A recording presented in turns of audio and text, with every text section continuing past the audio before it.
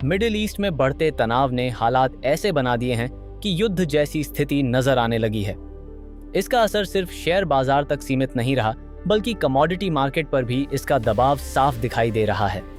इसी बीच कुछ एनालिस्ट्स ने संकेत दिया है कि सोना और चांदी की कीमतों में आगे चलकर तेज गिरावट देखने को मिल सकती है। लेकिन सवाल यह उठता है कि आखिर ऐसा क्यों कहा जा रहा है।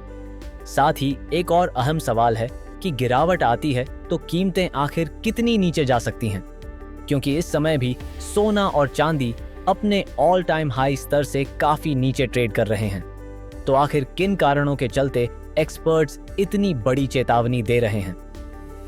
नमस्कार दोस्तों, स्वागत है आपका चैनल इन्वेस्ट विद सुमित पर। आज के इस वीडियो में हम इसी विषय को विस्तार से समझने वाले हैं। सबसे पहले नजर डालते हैं ताजा कीमतों पर। आज 5 जून की एक्सपायरी वाला सोना गिरावट के साथ 15,457 रुपये प्रति 10 ग्राम के स्तर पर ट्रेड करता दिखाई दिया। वहीं 5 मई 2026 की एक्सपायरी वाली चांदी भी कमजोरी के साथ कारोबार कर रही थी और इसका भाव करीब 52,150 रुपये प्रति किलो के आसपास रहा।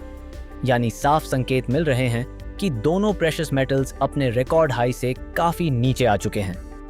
अब समझते हैं एक्सपर्ट्स की वार्निंग के पीछे की रियल वजह क्या है।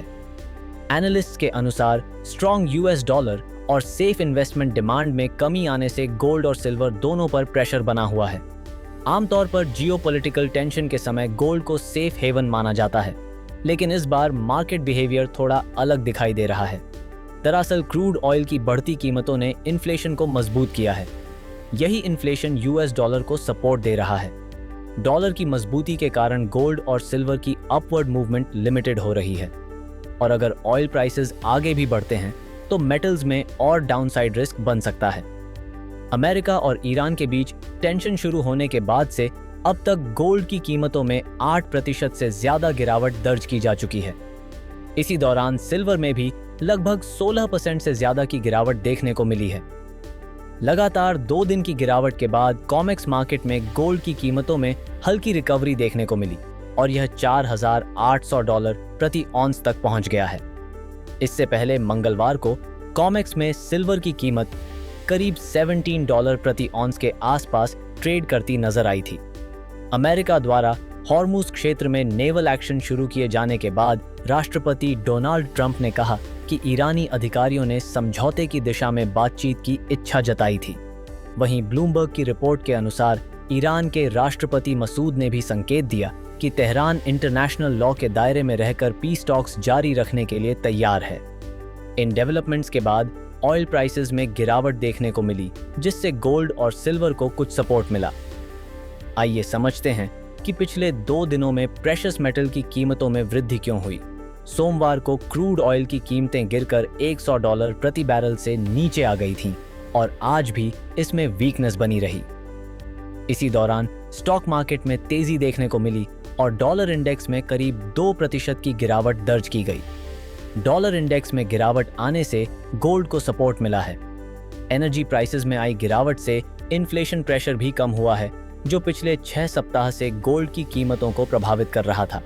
अब एक्सपर्ट्स का कहना है कि अगर यूएस नेवल एक्शन के कारण क्रूड एक्सपोर्ट प्रभावित होता है और ऑयल प्राइसेस लगातार $120 प्रति बैरल से ऊपर बने रह सकता है, इसके कारण इन्फ्लेशन लंबे समय तक ऊंचा रह सकता है और इंटरेस्ट रेट्स के हाई बने रहने की संभावना मजबूत हो जाएगी।